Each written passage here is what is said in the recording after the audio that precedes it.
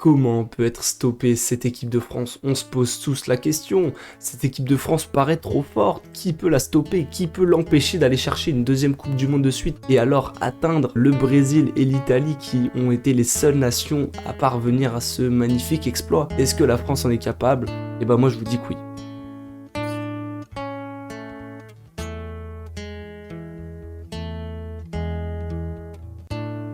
Salut à tous, bienvenue sur ma chaîne YouTube. Aujourd'hui, on se retrouve pour parler de cette équipe de France, de cette Coupe du Monde et de la victoire prochaine de notre EDF préféré. Dans cette vidéo, on va commencer par parler de la polyvalence de cette équipe.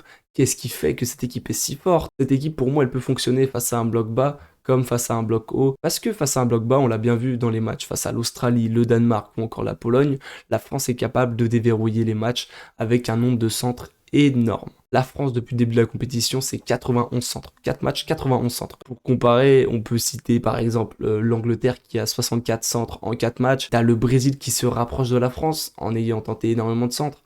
On est aux alentours de 80, mais on n'est pas non plus aux 91 de la France. Donc quel est le plan de jeu de la France? Et ben, le plan de jeu, c'est garder un petit peu le ballon derrière, essayer de faire tourner, trouver un appui un peu plus haut, que ce soit Griezmann par exemple ou Giroud, qui va essayer de remiser, par exemple Giroud qui remise sur Griezmann, Griezmann qui oriente en une touche. Le jeu en une touche de Griezmann est tellement important dans cette équipe de France car il accélère tout, c'est lui qui est le détonateur du jeu de cette équipe de France et il vient pouvoir souvent, très souvent même, décaler sur les côtés, Mbappé ou Dembélé, qui donc profitent du temps gagné par Griezmann avec une passe rapide en une touche de balle pour contrôler, se mettre face au jeu et pouvoir provoquer leurs défenseurs respectifs. Ensuite, t'as la qualité technique, athlétique de ces deux joueurs qui font la différence. Un centre dans la bonne zone pour Giroud qui essaye de se débrouiller avec ce qu'il a pour marquer. Giroud a déjà marqué 3 buts dans cette compétition, ça marche plutôt bien. Mais le pire, c'est que c'est pas non plus aussi stéréotypé que ça, forcément. Les joueurs comme Mbappé et Dembélé sont capables de rentrer dans l'axe et sont donc imprévisibles. Ils ont les deux pieds, ces mecs. Surtout Dembélé. Donc, tu as cette capacité face à un bloc bas, mais face à un bloc qui est plus haut, qui va peut-être garder le ballon un peu plus longtemps, bah, la France est aussi capable de s'en sortir. Ça, cette facette, on l'a vu par exemple en 2018. Alors oui, ça remonte, mais les joueurs et les profils n'ont pas changé. Cette équipe de France est très très forte en transition. Lorsque le ballon est récupéré, ça se projette hyper vite avec des ballons, une touche de Griezmann, même Rabiot qui est très très bon dans ce registre-là, dans cette Coupe du Monde, qui peuvent lancer sur les ailes les deux mobilettes de cette équipe de France qui vont faire des différences énormes. Et grâce à cela, grâce à nos ailiers, on est injouable pour toutes les équipes. Alors maintenant, il y a une équipe qui se rapproche un petit peu de notre profil. Je trouve que c'est l'Angleterre qui joue comme nous dans un 4-3-3 avec un joueur qui va être le détonateur au milieu de terrain qui est Bellingham en Angleterre, qui lui ne va pas faire les différences par des passes en une touche, enfin ça lui arrive, mais la plupart du temps c'est par des conduites de balles et de sa puissance qu'il va créer des différences pour pouvoir décaler des ailiers percutants que sont Foden ou encore Saka, qui sont quand même des ailiers de percussion, surtout Saka. Ensuite t'as un joueur un petit peu à la Giroud, qui est Kane, qui est peut-être un cran au-dessus de Giroud. Je trouve que tu as une équipe assez similaire et ça va donc être un match très important et très intéressant à suivre. Maintenant, l'avantage qu'a la France, c'est que la France a une défense solide, tandis que l'Angleterre, c'est pas très solide. La défense centrale Maguire-Stone se fait manger par Varane, Upamecano et Konaté. Parce que t'as la jeunesse en équipe de France, alors que de l'autre côté, t'as de la lenteur, un peu moins de mobilité, bien moins de mobilité du côté de l'Angleterre. En plus de cela, t'as un Kyle Walker qui revient tout juste de blessure, qui n'est pas dans le rythme, on l'a bien vu face au Sénégal.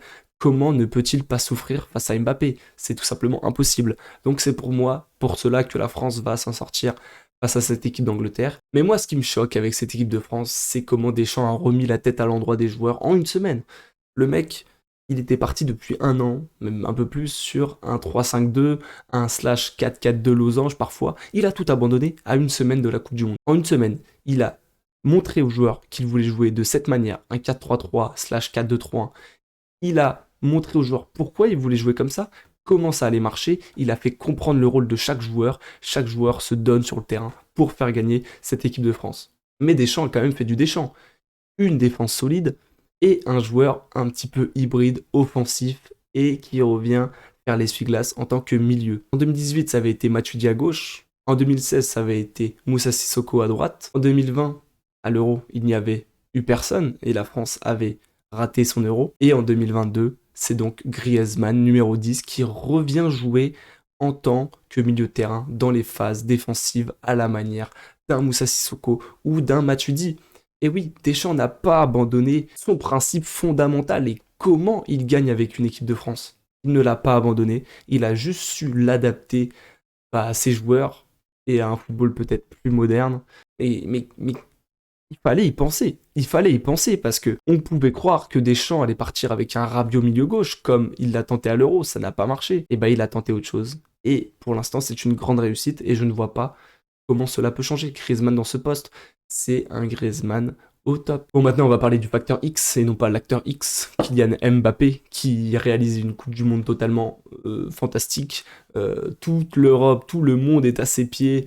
On a tous les journaux qui titrent sur Mbappé après le match face à la Pologne. On peut citer As qui dit Mbappé est d'une autre galaxie. Marca, Mbappé se frotte aux légendes. Mundo Deportivo qui dit Mbappé hors du commun permet à la France de s'en tirer face à la Pologne.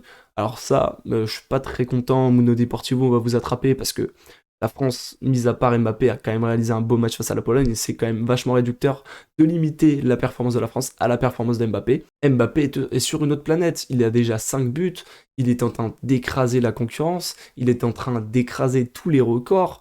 Dans 2 ans, il a battu le record de Giroud, moi je vous le dis. Il a déjà dépassé Ronaldo et Messi dans le rang du nombre de buts en Coupe du Monde. Ce qui est quand même dingue à son âge. Le mec qui a 23 ans. Mais mon gars, oh. T'as des limites, mon gars? Non, pour conclure, cette France me paraît trop forte. Mais maintenant, la vérité d'une Coupe du Monde, c'est pas la meilleure équipe qui gagne. Juste ce que j'ai envie de dire, c'est que la France, c'est la meilleure équipe, pas sur le papier. La France, c'est le meilleur collectif. Et ça, pour moi, ça veut dire que la France va gagner cette Coupe du Monde.